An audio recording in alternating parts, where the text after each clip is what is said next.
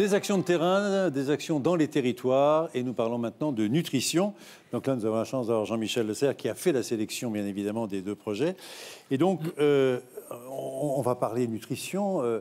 On parle quoi? On parle alimentation, on parle nutrition, on parle bienfait de ce qu'on mange. On parle le dernier livre de Jean-Michel Le Serre, c'est éloquent, c'est la joie de manger. Donc ça veut dire qu'on peut aussi se faire plaisir, même en suivant certaines règles. Comment on peut faire? Quelles règles? Pas trop de règles, mais ouais, vraiment avoir envie. Et pas de régime non plus. Voilà, pas de régime. Avoir envie de. Alors, pourquoi est-ce que j'ai voulu inviter Eric et puis Thibault? D'abord parce que ce sont des personnes qui sont, j'allais dire, corps, cœur et âme investis depuis longtemps dans le domaine de la santé, de la nutrition et l'activité physique. Alors, ça fait un peu j'allais dire, le lien entre la session précédente, activité physique. Tous les deux sont très investis à la fois dans l'activité physique et dans la nutrition. Et donc, on ne peut pas parler de prévention sans parler de nutrition, c'est impossible. Alors, nutrition, c'est vrai que ça fait un peu peur. C'est la dimension scientifique. L'alimentation, c'est plutôt ce qu'on a dans notre assiette. Mais pourquoi est-ce qu'on mange ce que l'on mange?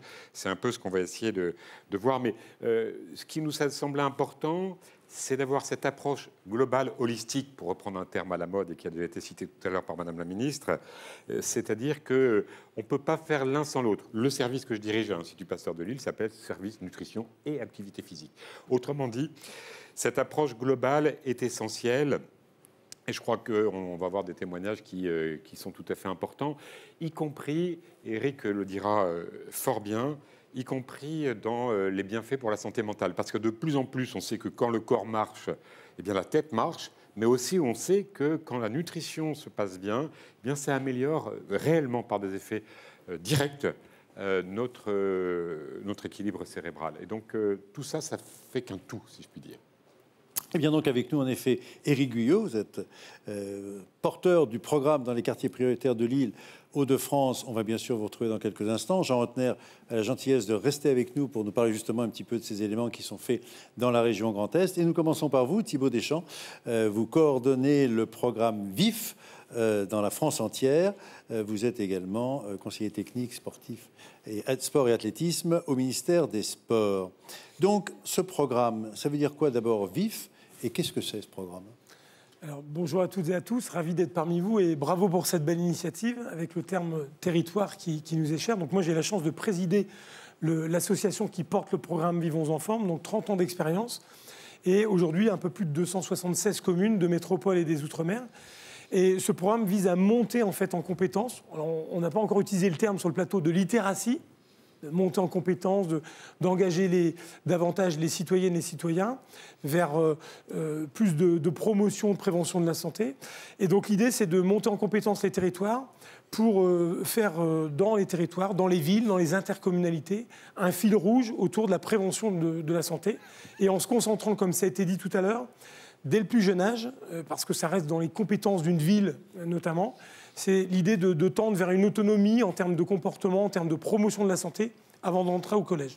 Donc l'idée, c'est de travailler de la naissance jusqu'à 11 ans, en priorisant des actions qui touchent aussi bien les élèves, les enfants, dans le scolaire et dans le périscolaire, mais aussi également les parents, qui sont un levier essentiel qui ont été cités tout à l'heure, et puis également, par l'intermédiaire notamment, du territoire, donc des agents de la ville, parce que ça se construit dans la proximité, cette action. Et là, donc, on parle d'obésité. C'est votre cible?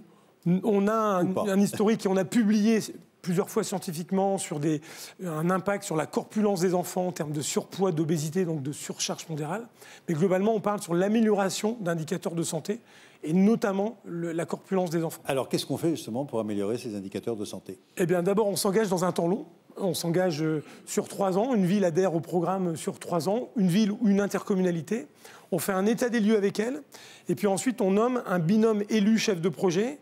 Parce qu'il faut que ça soit porté en interne. Et c'est ce qui fait la force de ce programme. C'est qu'il y a 14 personnes qui travaillent à la coordination nationale. Mais il y a 70 chefs de projet qui sont dans les territoires et qui vont interagir de manière pluri-hebdomadaire avec la coordination nationale pour mettre en place des actions. Donc si on détermine au début, au travers d'un comité de pilotage, un état des lieux qu'on aura vu, et l'idée c'est de faire correspondre l'état des lieux qu'on a vu avec la stratégie politique du territoire. Et donc on va pouvoir mettre des actions sur un quartier politique de la ville parce qu'on aura identifié des besoins. On va pouvoir travailler sur une nouvelle délégation de services publics sur la restauration. Parce que c'est quelque chose d'important. On va travailler sur les portions, sujet qui est cher aussi en nutrition. Et l'idée, c'est qu'on va construire, on va monter en compétence les agents des villes, qui sont le levier essentiel pour agir dans la proximité, dans notre niche écologique, c'est-à-dire la plupart des gens habitent dans un rayon et font leurs interactions sociales, économiques, professionnelles dans un rayon de 5-10 km.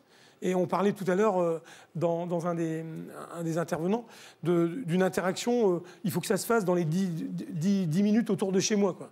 Et ben c'est la même chose. On fait nos courses dans un rayon proche. C'est l'idée d'animer et de dynamiser le cœur des villes et le cœur des villages. Mais vous allez jusqu'où? C'est-à-dire qu'en fin de compte, vous allez accompagner les familles pour faire les courses, vous allez leur proposer des menus dans les entreprises.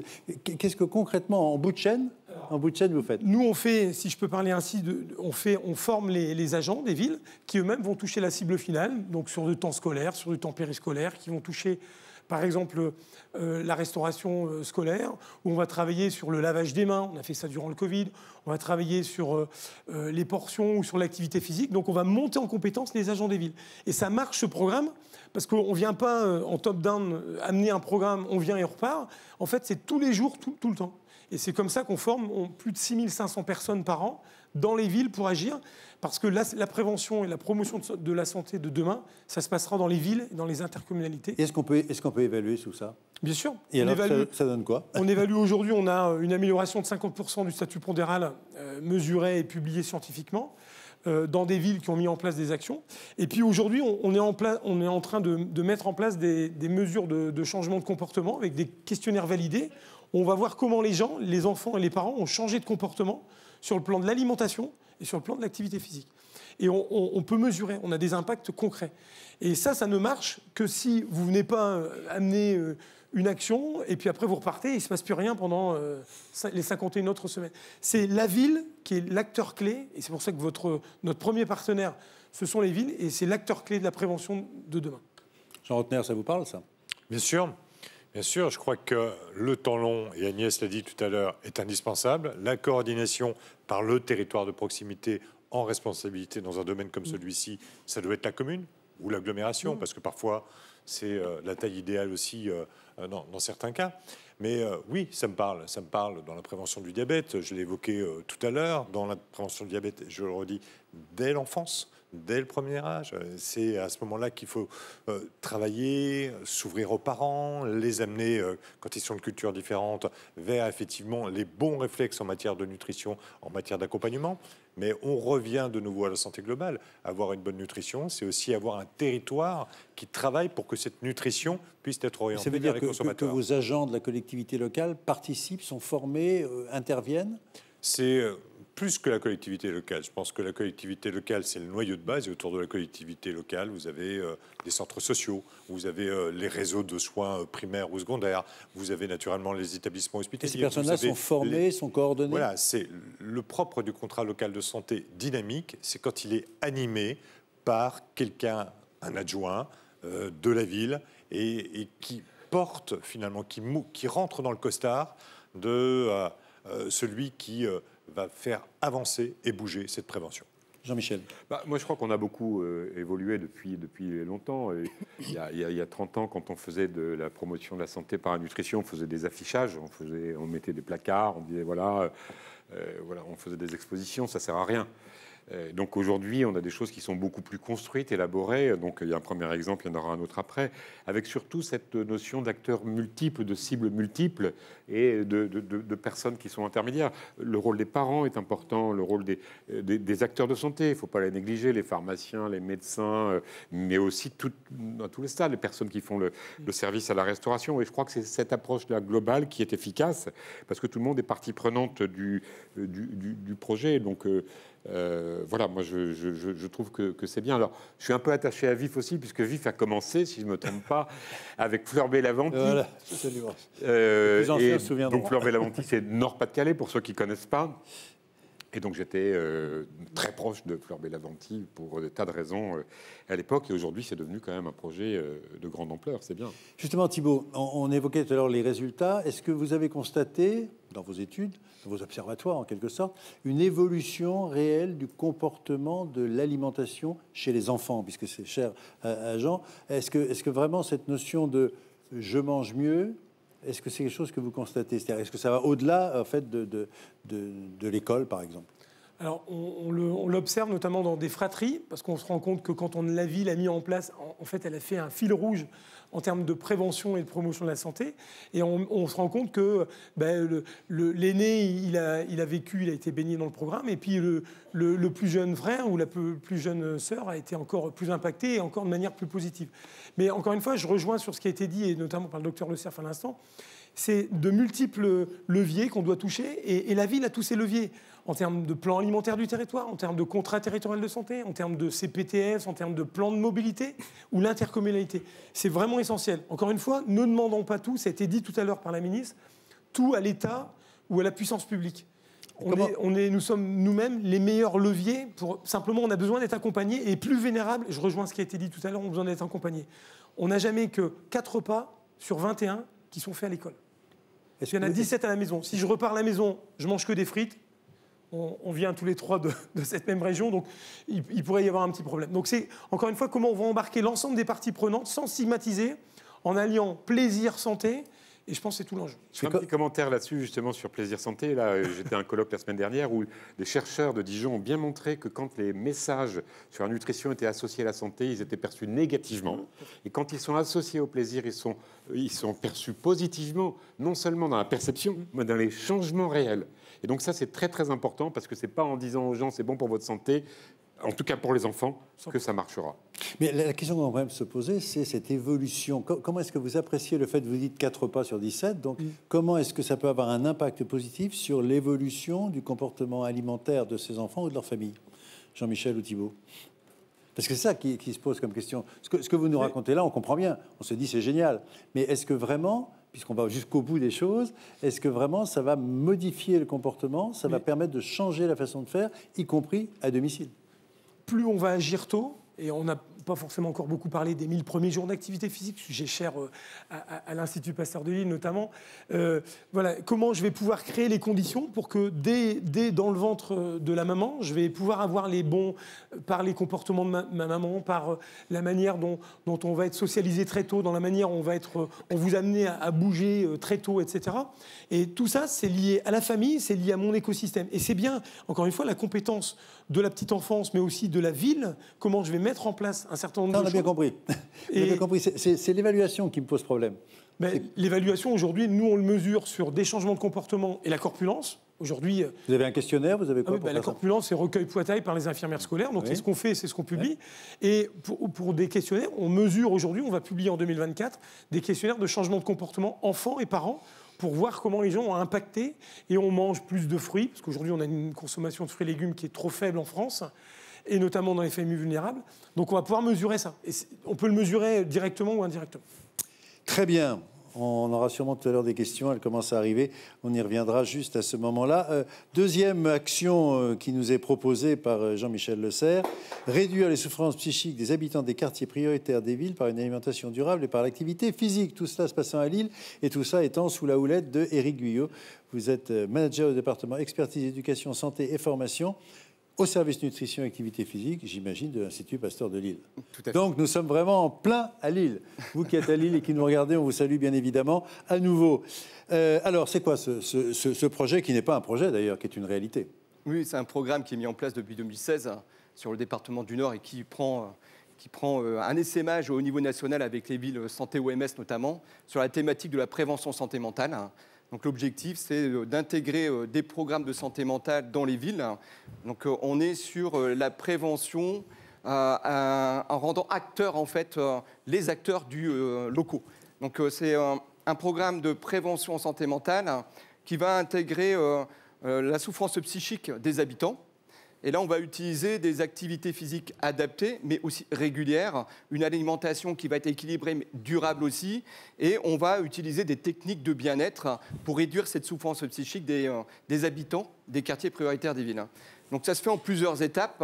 La première étape, c'est d'abord de voir avec les villes quelle est leur politique de la ville, quels sont les quartiers prioritaires de la ville et quelles sont les problématiques qui ont été analysées sur ces villes. La deuxième étape, c'est de rencontrer les acteurs du quartier, donc les professionnels, mais aussi des bénévoles investis. Et ensemble, on détermine les besoins, les attentes, mais aussi ce qui est fait sur le territoire. Donc, notre intérêt, ce n'est pas de venir avec nos gros sabots en disant « c'est comme ça qu'il faut faire », mais c'est de compléter des actions de territoire ou les adapter si besoin.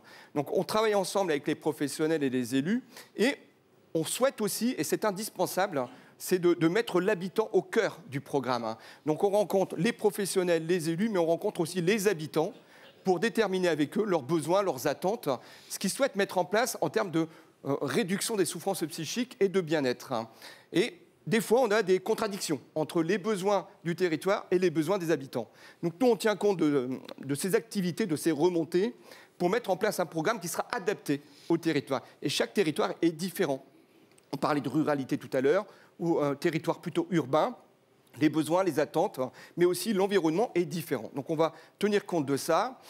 Ensuite, on sélectionne des habitants qui sont souvent ce qu'on appelle les invisibles.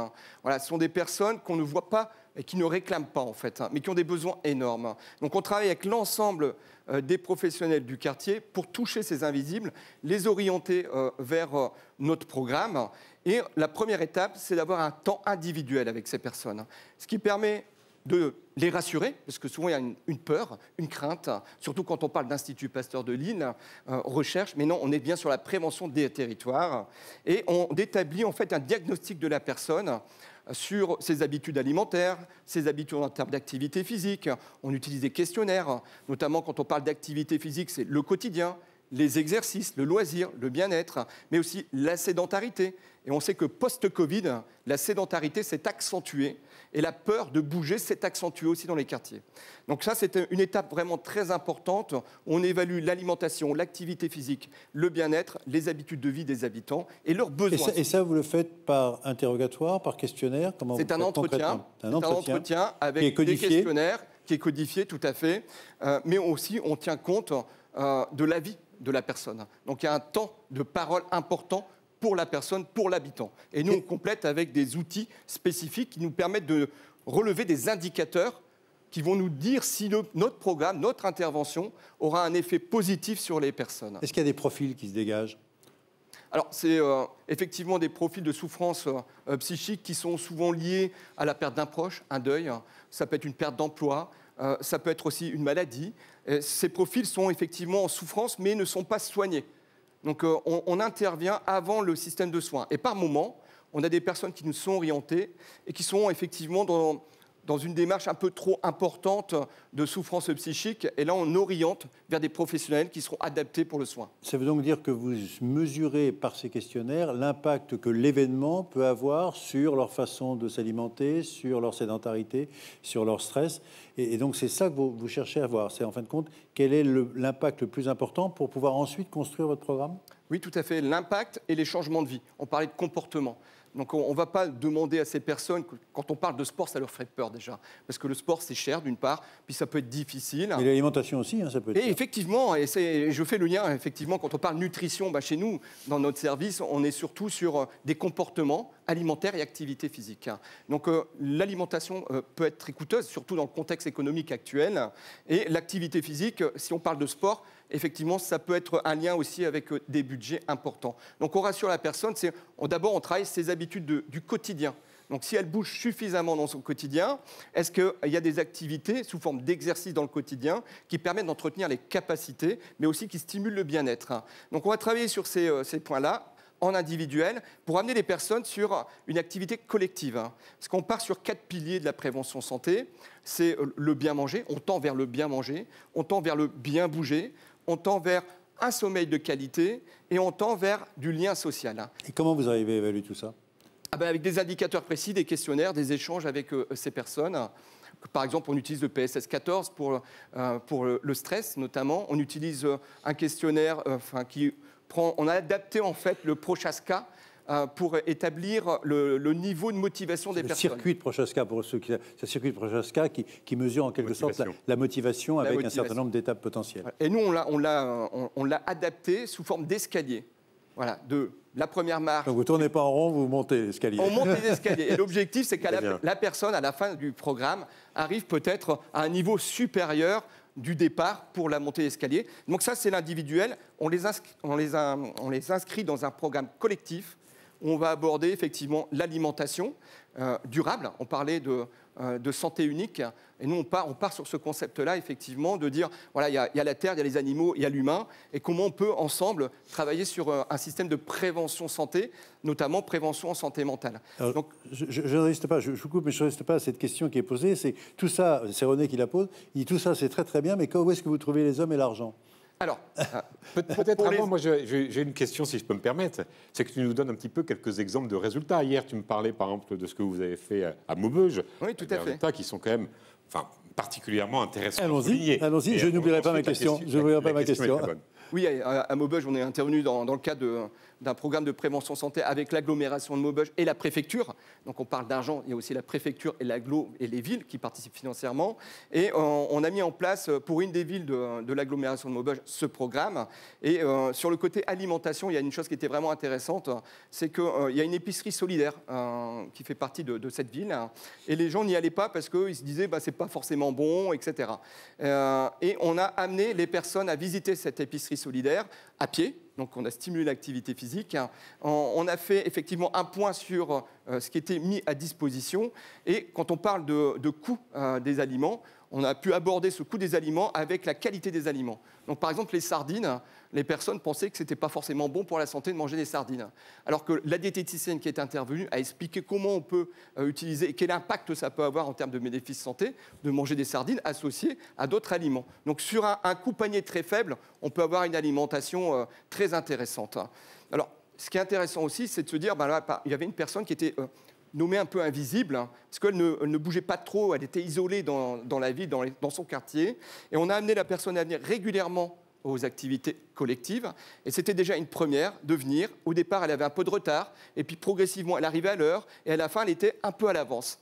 Et ce qui était intéressant dans le dernier copil qu'on a pu avoir avec la ville, la préfecture et les territoires, c'est de se dire que cet exemple de cette personne, elle a retrouvé un emploi. Elle a retrouvé un emploi, et elle y va à pied, et elle est tous les jours à l'avance sur son emploi. Et ça, c'était vraiment une réussite, parce qu'il y a le côté social aussi qui est vraiment très important. Donc voilà, collectif, il y a des exemples effectivement qui sont assez intéressants dans ce sens-là. On travaille ensemble, l'habitant est au cœur du quartier, et à la fin, on refait un point à 3 mois pour un suivi, voir s'il y a des changements de comportement. Et c'est là qu'on reprend les mêmes indicateurs. Et ce qu'on peut s'apercevoir, c'est que les gens bougent plus, mangent mieux, et sont mieux dans leur tête. Alors, je reviens à ma question avant d'interroger Jean Rotner sur tous ces programmes. Où vous trouvez les forces vives, où vous trouvez les bras, et où est-ce que vous trouvez les sous ? Alors, les forces vives, elles sont existantes, elles sont sur le territoire.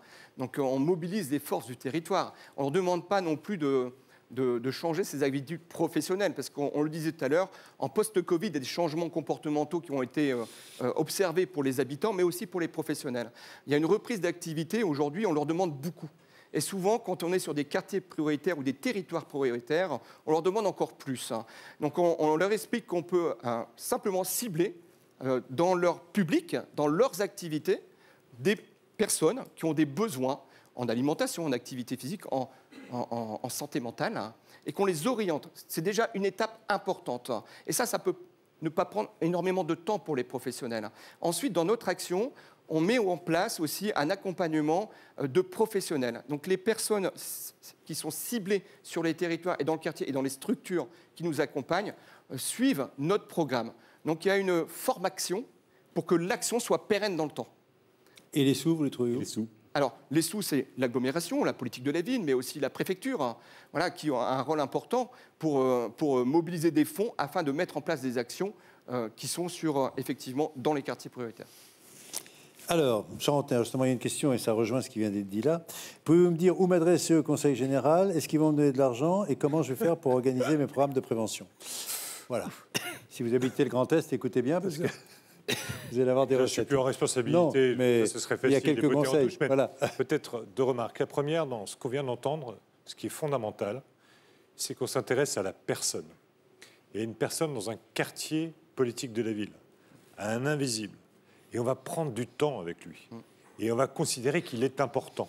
Et on va l'accompagner. Et step by step, on va lui permettre d'avoir des objectifs. C'est juste fondamental.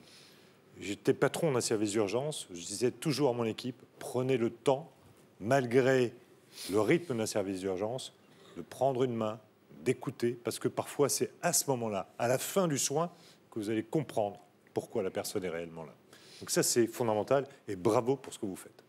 Le deuxième point et ça répond aussi à la question, sur l'argent. On dit toujours, est-ce qu'on a suffisamment de bras et est-ce qu'on a suffisamment d'argent?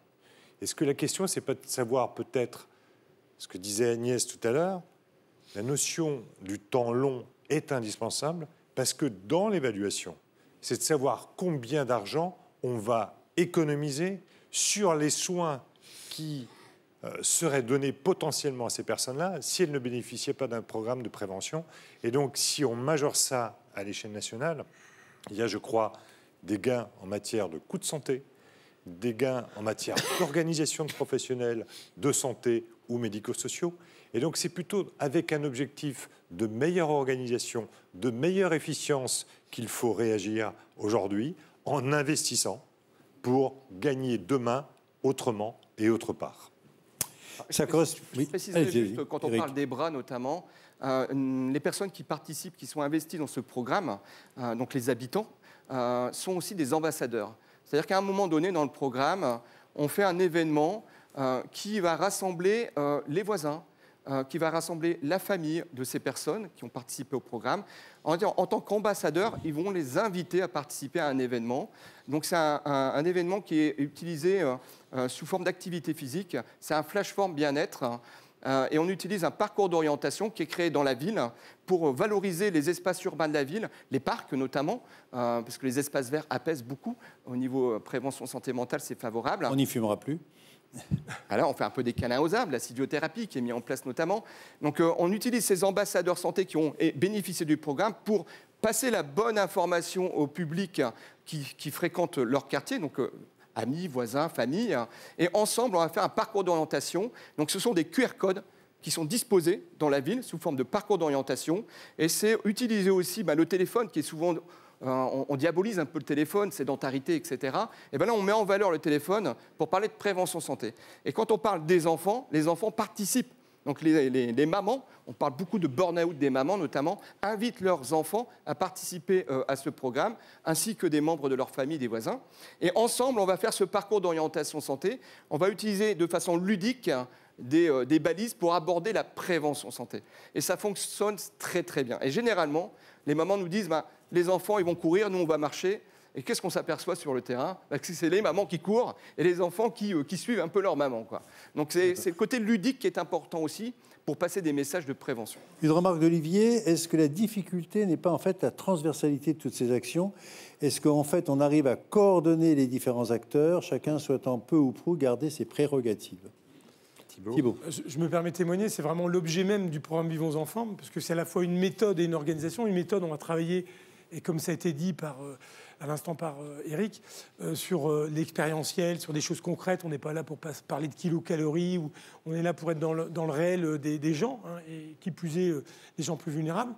Et puis en même temps, on va monter une organisation où en fait, nous, il y a une coordination nationale, et après, il y a globalement des acteurs locaux qui vont agir là-dessus. Et l'idée, c'est d'embarquer, si je veux développer, ça a été dit tout à l'heure par le docteur Rotner, les mobilités actives, le vélo, il faut que j'embarque les services techniques. Parce que si dedans, c'est pas impliqué et qu'ils n'ont pas envie d'utiliser ou de travailler sur des trottoirs adaptés, etc. Donc il faut faire un fil rouge de promotion et de prévention santé, et de se dire qu'il n'y a pas que le service de la santé d'une ville qui est fondamental pour faire de la prévention santé, mais aussi le service technique, le service des sports, le service de la restauration, etc. Il faut embarquer tout le monde. Et c'est un peu l'objet même de ce qu'on essaie de mettre en œuvre dans le programme Vivons en forme, anciennement, comme l'a dit tout à l'heure le docteur Le Cerf, EPOD.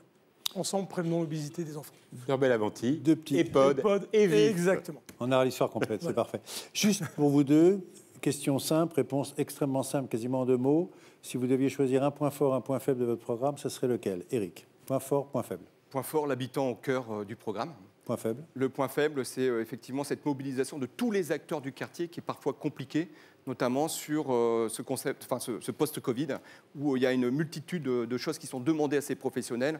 Donc c'est vraiment les informer de l'intérêt que ça peut avoir sur leur population de suivre ce type de programme. Thibault, point fort, point faible. Le programme est historiquement financé à près de 80% par des mécènes privés. On est ici dans une fondation... C'est un point fort ou un point faible? Alors c'est un point fort. Ah bon, très bien. Mais à contrario, point faible, c'est que les acteurs de la santé publique qui sont essentiellement portés par des financements publics nous regardent en disant non, on ne peut pas faire de la promotion de la santé en étant financé par des acteurs privés. Et bien moi je dis que si, et on va essayer de le démontrer encore plus.